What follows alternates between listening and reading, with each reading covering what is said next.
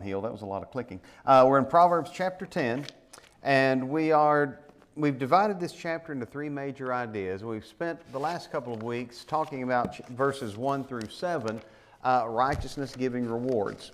We looked at some major concepts that are emphasized in that passage, those concepts being relationships, righteousness, and rewards, and then we delved into each of those as they are represented in these passages.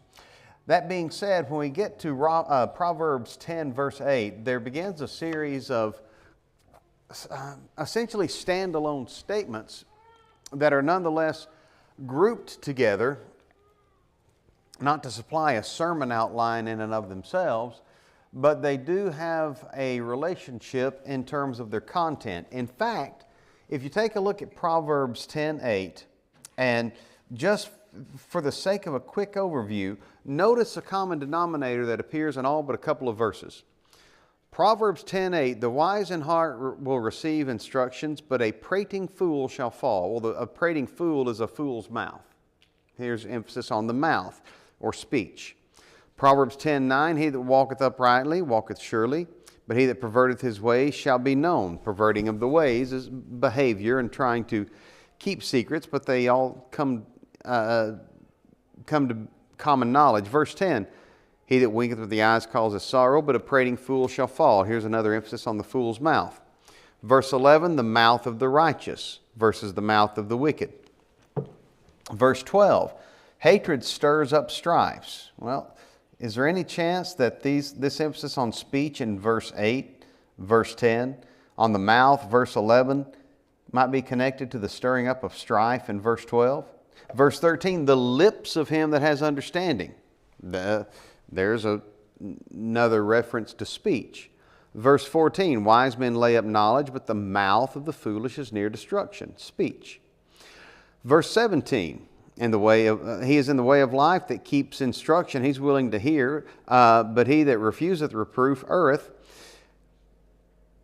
Could it be that there's a connection to speech, even in the ones that don't use the word mouth or lips? Verse 18, he that hides hatred with lying lips. Verse 19, in the multitude of words. Verse 20, the tongue of the just. Verse 21, the lips of the righteous. There is a strong connection in these passages to the things that are said. Don't ignore that. In the verses that are in this series of Proverbs that do not explicitly mention the tongue, but are nonetheless put on that cupboard, that shelf in the cupboard, because they will absolutely pertain to that which is coming from the mouth. So, that idea being said, we're going to overview this series of verses with, let's click ahead. So, here we go with this heading. Proverbs 10, 8 through 21, whereas righteousness gives rewards, verses 1 through 7, we're going to look at this as wisdom guiding words. Verse 8, the wise in heart will receive commandments. Wise, chokmah, skillful use of knowledge. Heart, lab. This is the core, the center of a person. This is, as we've discussed previously, essentially the person's identity, who he is. The wise in heart, the one whose identity is wise, the one who is from the inside outward, focusing on a skillful use of knowledge, he'll receive commandments. The wise can actually be told what to do. They will acknowledge authority. They'll acknowledge the instruction that comes from authority. The wise in heart will receive commandments. But a prating fool will say, you're not the boss of me. A prating fool will say, who died and made you God? A prating fool will say, who do you think you are telling me what to do? It's interesting. That's the person that is going to struggle with wisdom and heart. And much of that's going to be because this prating fool doesn't really know who he is. A prating fool, the mouth of the fool shall fall or shall come to ruin. Whereas in Proverbs 10:8, the first, it's an antithetical proverb. There's a contrast given. The wise in heart listen. They receive instruction. But that prating fool, that mouth of the fool is just going to babble and run and ultimately run to ruin. This will connect strongly to every biblical exhortation that you can imagine that will emphasize the need to be swift to hear and slow to speak.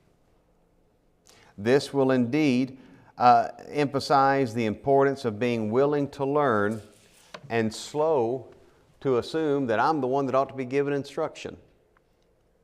By the way, you think about what's been called the Epistle of Wisdom in the New Testament, the book of James. James is the one that would say, be swift to hear and slow to speak, slow to wrath. James 1:19 and following. James is the one that would say, be not many masters, knowing we'll receive the greater condemnation, James 3. James would be the one that would, using similar ideas but not necessarily direct quotes, that would convey so many of the principles from Proverbs into the hearts of New Testament Christians in terms of the way that they live their lives. So, the wise in heart will receive commandments, but that fool's mouth is going to lead him to ruin.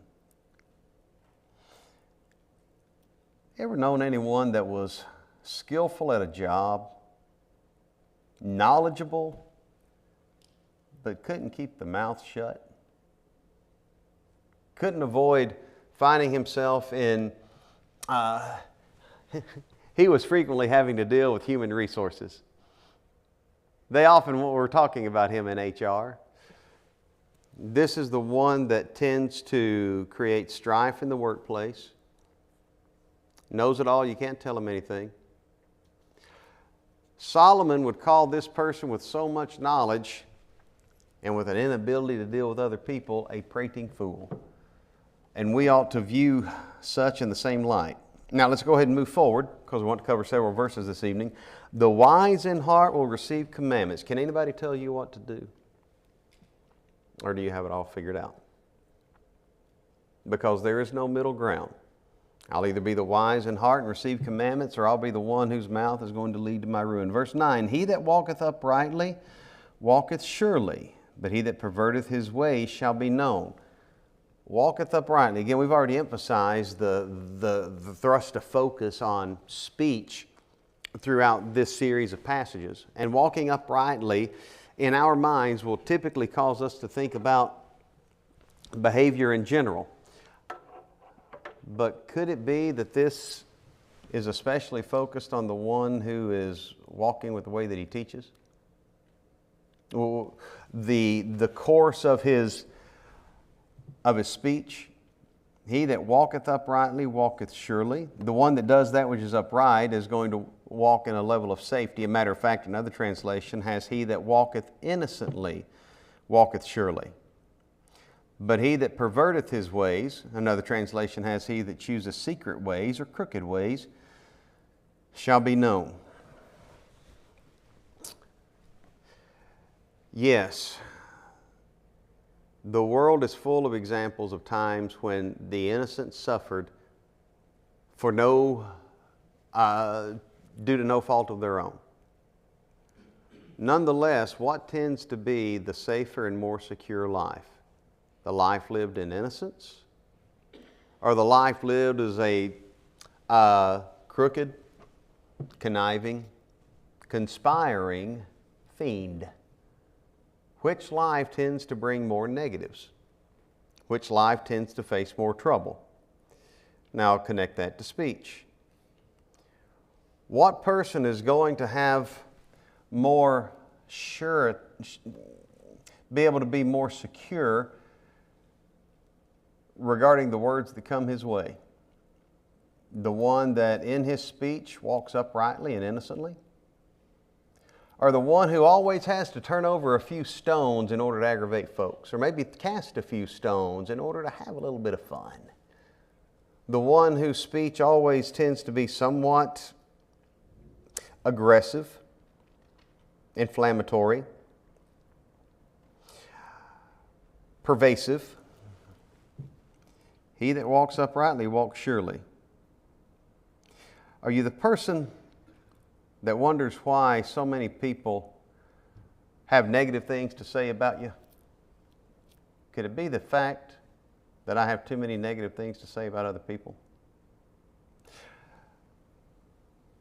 Are you the person who wonders why everybody seems to be against you? Could it be because in my speech I show that I'm against everybody else? He that walketh innocently, not setting out to do harm to others, not to be a source of conflict. He that walks innocently walks surely. But he that perverteth his ways shall be known. He that perverteth his ways, he that behaves in a crooked way, he's not going to be able to hide it. It'll come to the forefront. He won't conceal his crookedness. Verse 10, he that winketh with the eye causeth sorrow. We discussed this idea of winking back in chapter 6, and the idea of one that winks with the eye connects to a person who is being secretive in his behavior, someone that is, chapter 6, verse 13, he winketh with the eye, he speaketh with his feet, he teacheth with his fingers. This is a naughty person, a wicked man who walks with a froward mouth. Interestingly, here's another passage that talks of walking with the mouth, quite possibly the imagery being utilized in verse 9. But our purpose here in verse 10, he that winks with the eye causes sorrow. Well, what's the purpose of a wink? Whenever there's a wink, wink, nudge, nudge, a wink is intended to be unspoken communication. And the way that the wink is portrayed back in chapter 6 still resonates here. It's negative communication. It's communication that I don't expect the man on my left to see as I wink to the man on my right about negative intentions aimed at the fellow on the left. In other words, there is a certain behavior that excludes one and alienates one, isolates one, while I'm involved in being conniving or conspiring, whether it's to that person's physical detriment or whether it's to that person's emotional detriment, whether I'm just arranging a mockery of that individual. This idea of winking with the eye is something that needs to be seriously considered by the prankster. The one who's always just funning with folks, but is frequently causing trouble. Oh, there's nothing wrong with the prank, provided that the one who is being pranked is also of the mind to process, take, and be good-spirited about it.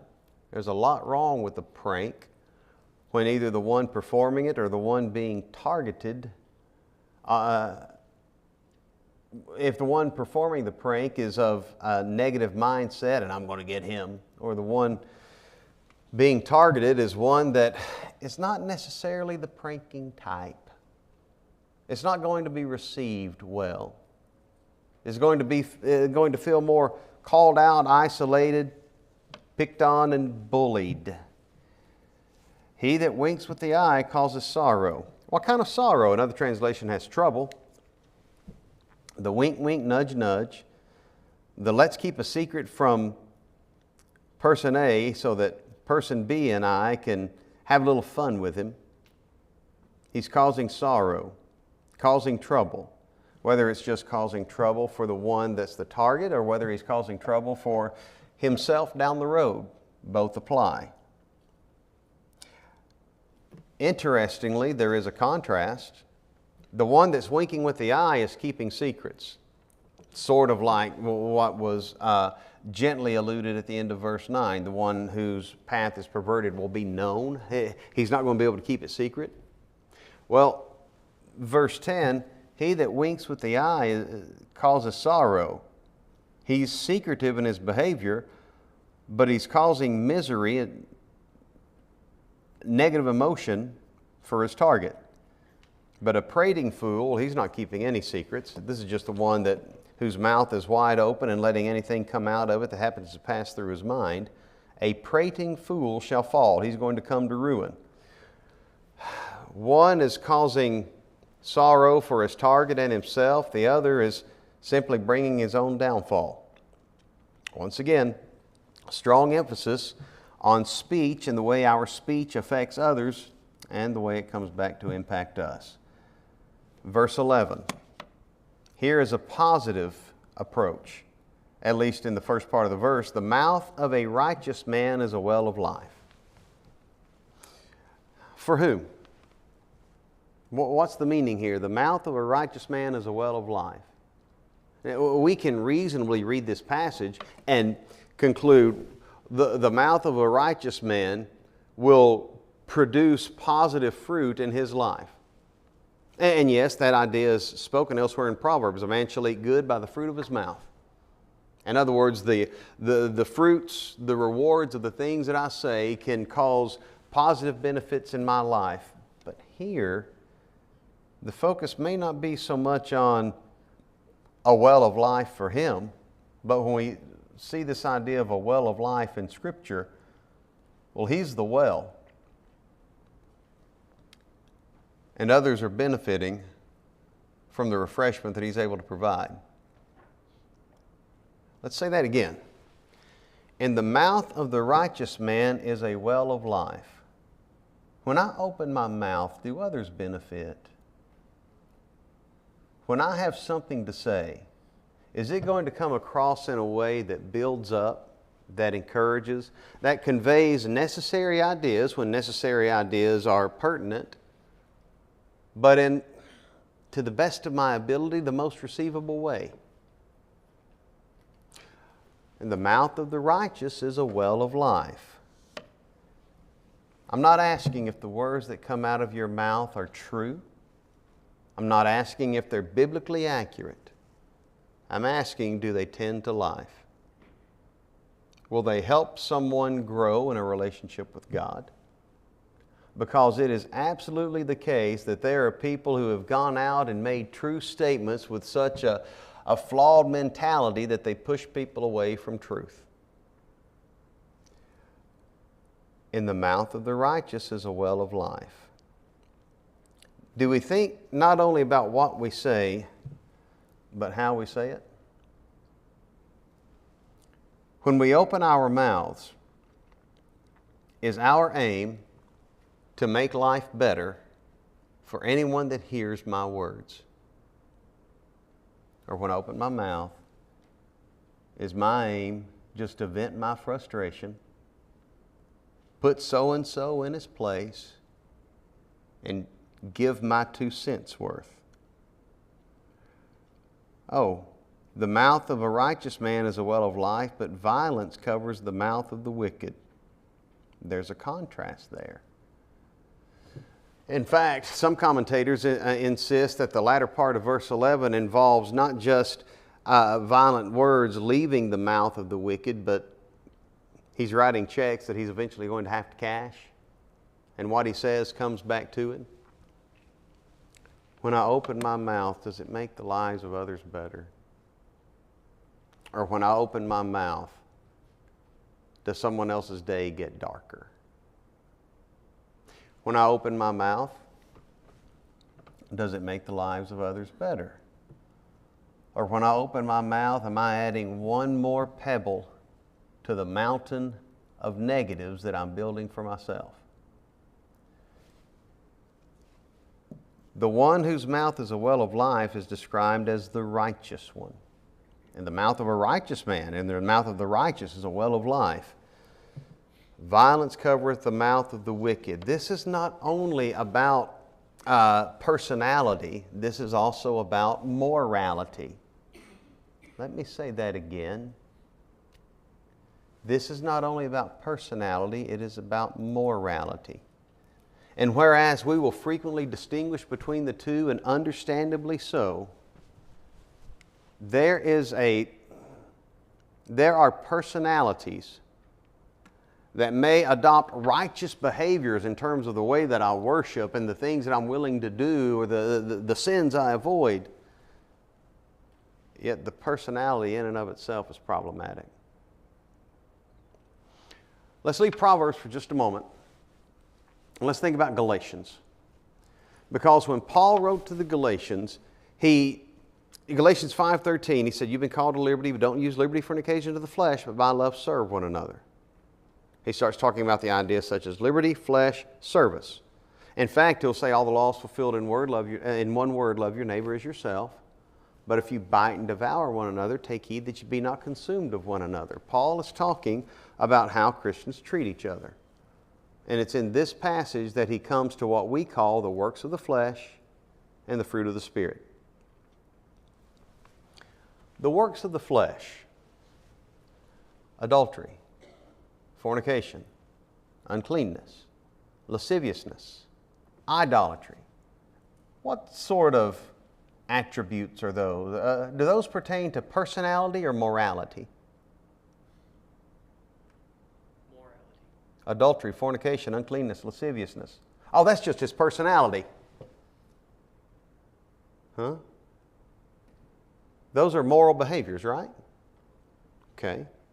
Adultery, fornication, uncleanness, lasciviousness, idolatry, witchcraft, hatred, variance, wrath, strife, seditions, heresies, envyings, murders, drunkenness, railings, and such like. There are a few hints in the works of the flesh, hatred, variance, wrath, strife, seditions, heresies, that lean toward divisive mindset. But take that list, which is indeed moral in its nature, and contrast it with the fruit of the Spirit. Because the fruit of the Spirit is not, he does not commit adultery and he behaves cleanly. The fruit of the Spirit is a direct contrast with the works of the flesh. But Galatians 5:22-23, the fruit of the Spirit: love, joy, peace, long-suffering, gentleness, goodness, faith, meekness, temperance. Against such there is no law. Paul, you just confused me. You gave a list of moral behaviors, and now you gave a list of personality traits. That's right. And no one that's guilty of these moral behaviors is going to be able to claim to possess love, joy, peace, long-suffering, gentleness, goodness, faith, meekness, and temperance. And the person that refuses to embrace every aspect of the fruit of the Spirit, love, joy, peace, long-suffering, gentleness, goodness, faith, meekness, and temperance, all of which might be described as a description of personality. The person that that refuses to allow the fruit of the Spirit to be his personality will have a moral compromise. Bring all that thought now back to Proverbs 10. In the mouth of the righteous man is a well of life. The righteous man is going to be operating with love, joy, peace, long-suffering, gentleness, goodness, faith, meekness, and temperance. And therefore a well of life will be springing out of what he has to say, because he's looking for ways to better the people around him. But violence, hatred, wrath, strife, seditions, heresies, envies, murders, drunkenness, violence covers the mouth of the wicked. Christians, we can rightly distinguish between morality and personality, but we must not make the mistake of so distinguishing the two that we think that a person can be morally upright with a personality that's directly contrary to the fruit of the Spirit and still be in good standing with God. There are far too many that have claimed to be faithful children of God that every time they open their mouths, it was just violence covering the mouth of the wicked. Are we willing to call some preachers wicked when all they ever do is stir up trouble? Are we willing to call some brethren wicked when all they ever do is create contention? Whether it's with a microphone or a keyboard or a pen. Verse 12. Hatred stirreth up strifes. That sort of connects to what we just read, doesn't it? And what we just discussed. Hatred stirs up strife. How does hatred stir up strife? In our day, by what's spoken into the microphone, the keyboard, or with the pen, or sometimes just across a kitchen table. Hatred stirs up strife.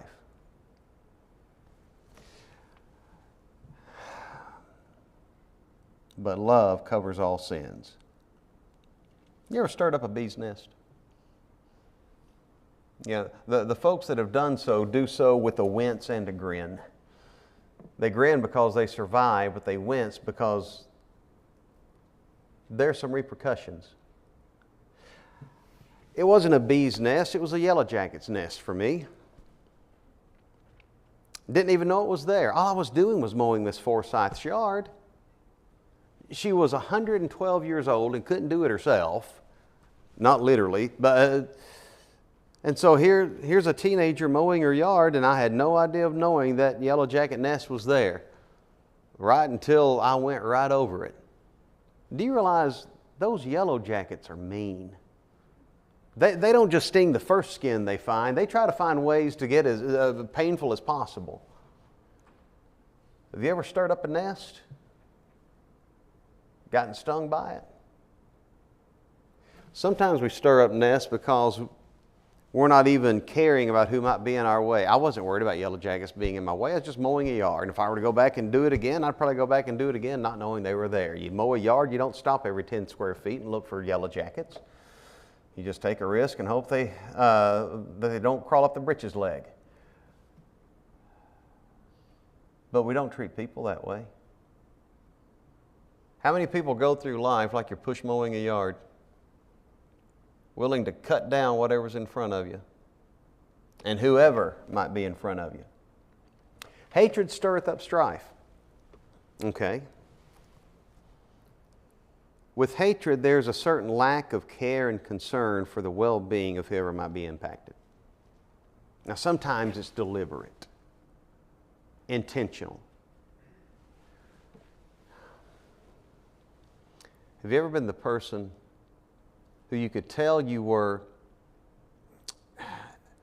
not going to prevail in a disagreement, and so you decided you'd turn the disagreement into another conversation where you thought you could prevail and add to the strife and the disagreement just so that you could come out on top? That's not how love acts. Hatred stirs up strife.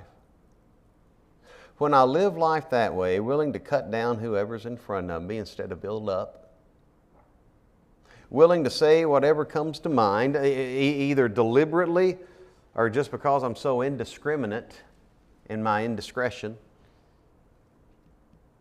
it's just going to stir up strife.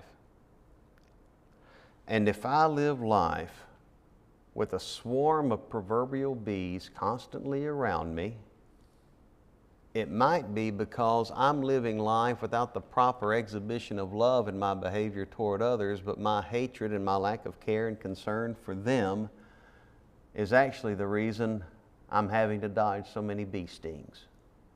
Hatred stirreth up strife. But love covers a multitude of sins, or covers all sins.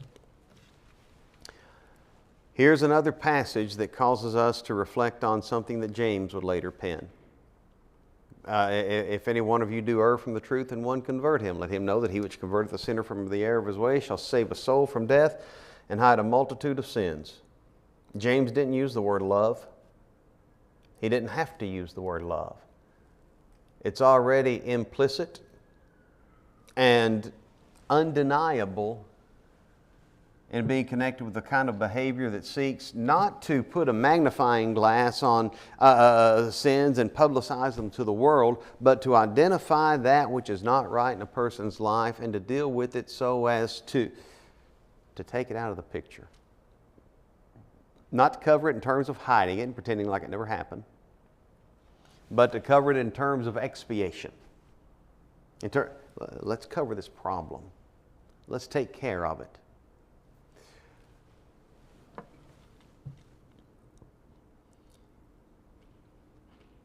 Proverbs 10:12 would be a good passage to keep in mind when discussing church discipline.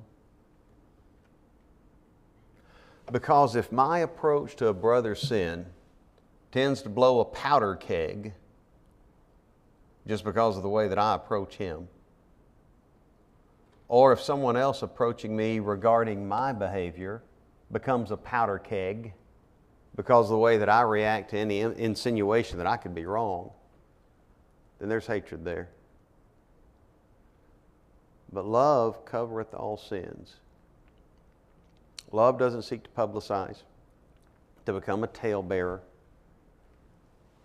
Love seeks to reconcile, to aim at righteousness, to use the soft answer that turns away wrath,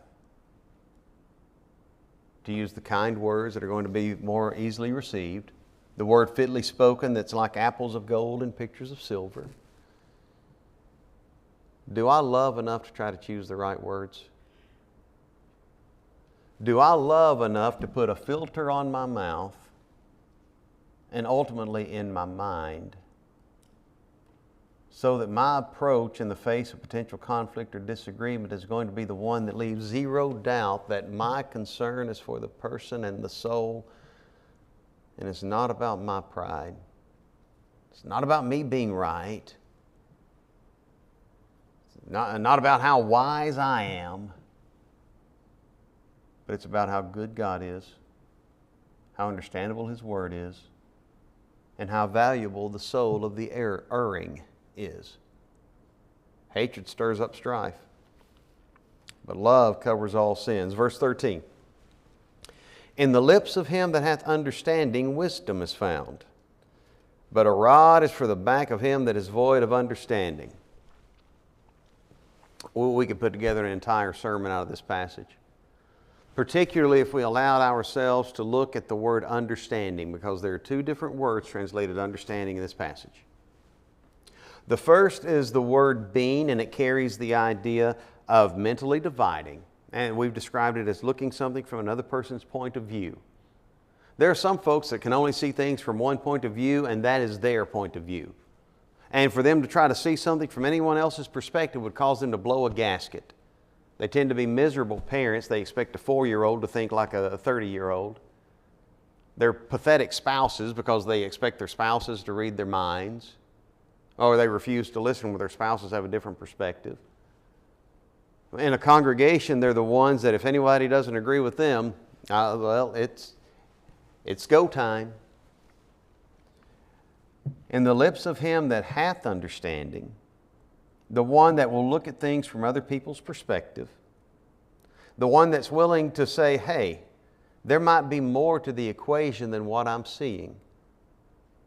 Maybe it's from a different economic perspective than the one that I possess, or a different educational perspective from the one that I possess, or a different ethnic perspective from the one that I possess. Am I willing to look at things from another person's perspective? Because in the lips of him that hath understanding, wisdom will be found. For one reason, the one that exercises understanding is going to speak in a way that's going to be relatable or more readily received by those who hold a different perspective, because he's trying to see things from their perspective. For another thing, he's not going to be as quick to speak, because when you're trying to look at something from another person's perspective, it requires more focus than just the automatic perspective that we possess for ourselves. So, in the lips of him that has understanding, wisdom is found. Not only does this person see things from his own point of view, but he endeavors to see things from another person's point of view, which allows him to have a better understanding of motives and perhaps even goals. Flip side of the coin, a rod is for the back of him that is void of understanding. When you read the word rod in the book of Proverbs, you're talking about something that is intended for instruction and discipline, for correction. A rod is for the back of him that is void of understanding. The only way this person is going to learn anything is the hard way, through punishment and penalty and negative consequences. A rod is for the back of him that is void of understanding. He doesn't have understanding. The word translated understanding at the end of verse 13 is not being, mentally divide. This is lab. This is the center, the core. This is the person who doesn't know who he is, who has no sense of self, therefore no sense of a self-standard. And the only way he's going to learn anything is through bruises and stripes. The only way he's going to learn anything is the hard way. In the lips of him that has understanding, wisdom is found. But the only way you're going to change the perspective or the words or the behavior of the one who really doesn't know who he is going to be the hard way. Question: what's it take for you to learn anything? What's it take for me to change perspective? Does every lesson I've ever learned, or has every lesson I've ever learned had to come the hard way? It might be because I didn't know who I was. That'll be where we stop this evening. We'll pick up at verse 14 next week. Thank you for your time tonight.